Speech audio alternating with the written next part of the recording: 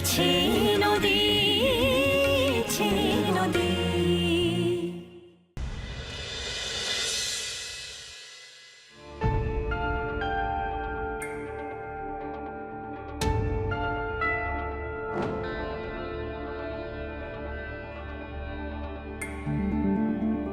অনুরাগ,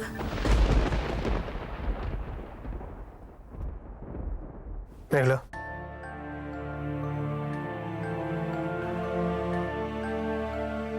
doctor যে আমার সঙ্গে আলাদা কথা বলল, তা কি বললো তুমি একবারও জিজ্ঞাসা করলে না তো?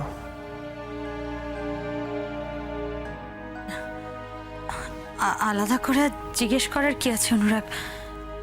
বলার হলে তো তুমি বলতেই।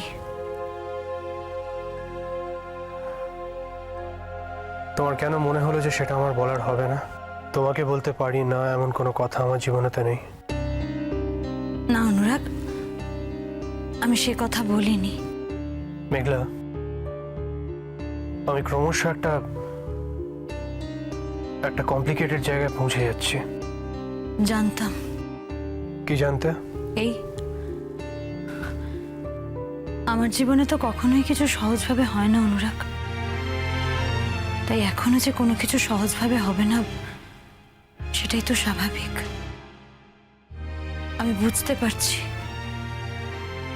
টুয়ার সুস্থ হওয়ার জন্য তোমাকে দরকার।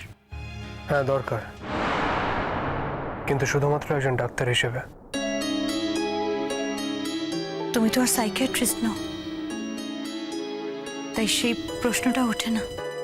এগুলো আমি সাইকিয়াট্রিস্ট নয় ঠিকই, কিন্তু আমিও তো একজন ডাক্তার।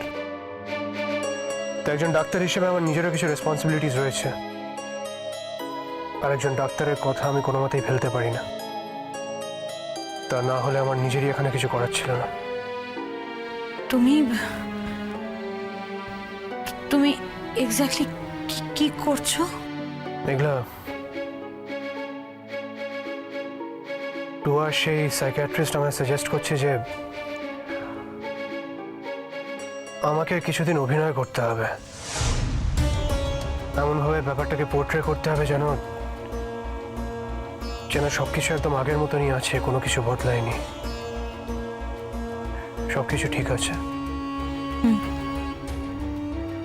তার মানে টুয়ার স্বামী হিসেবে তোমাকে অভিনয় করতে হবে, তাই তো? হ্যাঁ, ডক্টর অন্তত তাই সাজেস্ট করেছেন।